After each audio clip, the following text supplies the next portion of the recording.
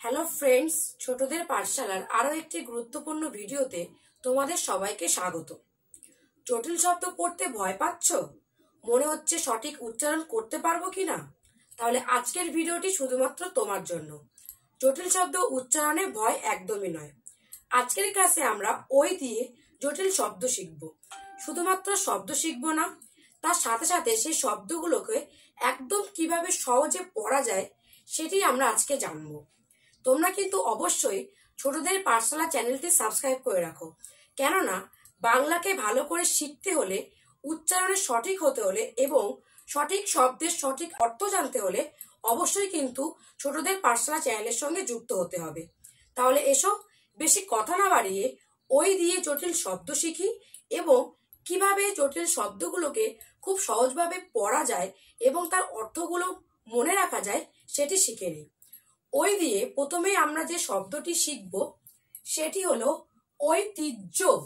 তোমরা আমার সাথে সাথে উচ্চারণ করো এবং পারলে একবার করে খাতাতেও লিখে নাও, কেননা উচ্চারণ সঠিক, তার সাথে সাথে যদি বানানটাও একবার করে প্র্যাকটিস করা যায় তাহলে বানানটাও একদম মনে থেকে যাবে, ভুল একদমই হবে না।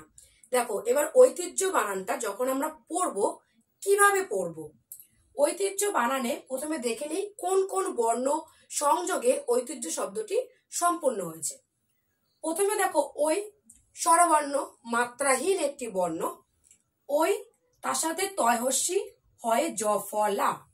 ঐতিহ্য বানানটি দেখো, ওই তার সঙ্গে তয় হস্যিকারে তি এবং তার সঙ্গে হয় জ ফলা।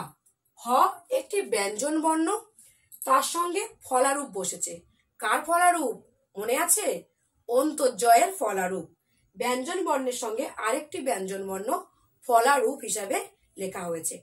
এখানে দুটি বর্ণ, দেখো একটু বুঝিয়ে দিই।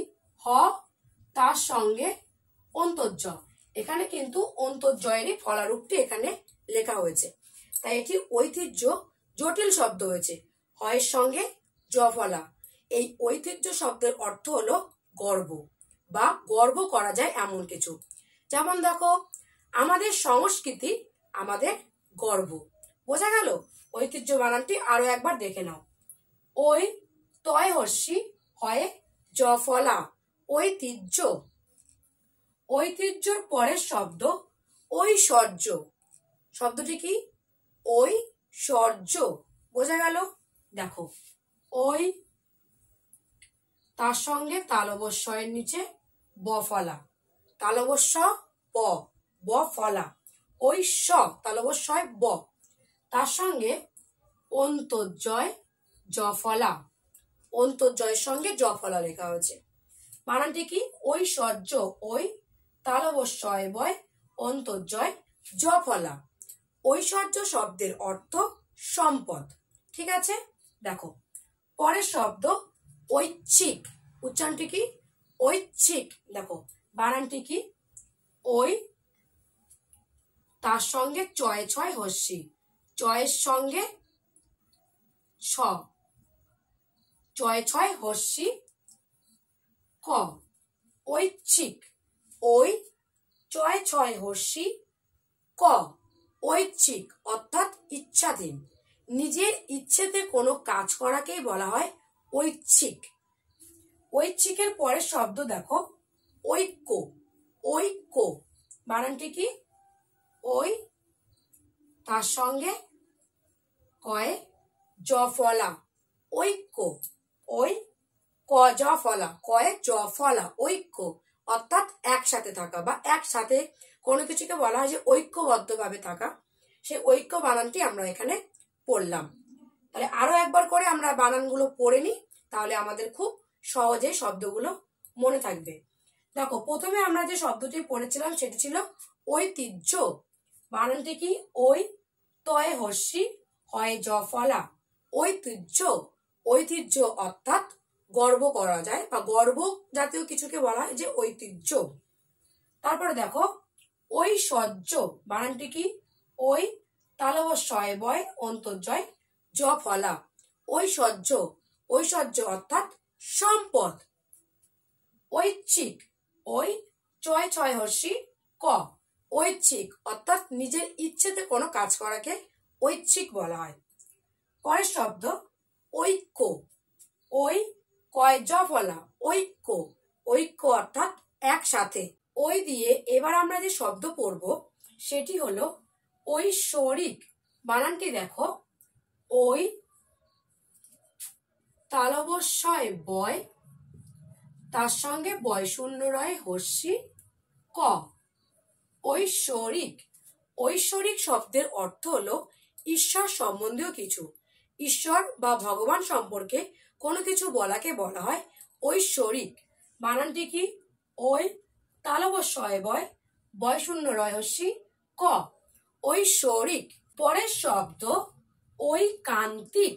বানানটি দেখো, ওই তার সঙ্গে কয়া আকার, তার সঙ্গে দন্তান্নয় তয় হস্যি ক, ঐকান্তিক।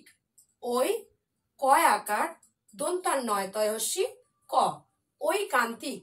ঐকান্তিক শব্দের অর্থ হলো একনিষ্ঠ বা এক মনোযোগ সহকারে কোনো কাজ করাকে বলা হয় ঐকান্তিক। বানানটি কি?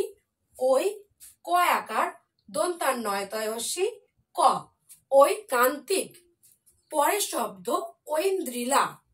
বানানটি দেখো, ওই তার সঙ্গে দন্তান্নয় দয় র ফলা হস্যি লয় আকারে লা, ঐন্দ্রিলা। ওই দন্তান্নয় দয় তার সঙ্গে র ফলা। এখানে তিনটি বর্ণ, দেখো বর্ণগুলি কি কি? দন্তান্ন, দ এবং বয় শূন্য র। তিনটি বর্ণ কিন্তু এখানে একত্রে লেখা হয়েছে, যুক্ত বর্ণ হয়েছে, তিন বর্ণে যুক্ত বর্ণ। ওই দন্তান্নয় দয় র ফলা হস্যি লয় আকার, ঐন্দ্রিলা। ঐন্দ্রিলা শব্দের অর্থ হলো সফল বা বিজয় লাভ করা। দেখো পরের শব্দ ঐশী শক্তি। বানানটি দেখো, ওই তালবস্যয় দীর্ঘি, তালবস্য কয়তয় হস্যি, ঐশী শক্তি। এখানে বোঝাই যাচ্ছে কয়তয় যুক্ত বর্ণ। ঐশী শক্তি শব্দের অর্থ হলো ঈশ্বর থেকে পাওয়া শক্তি।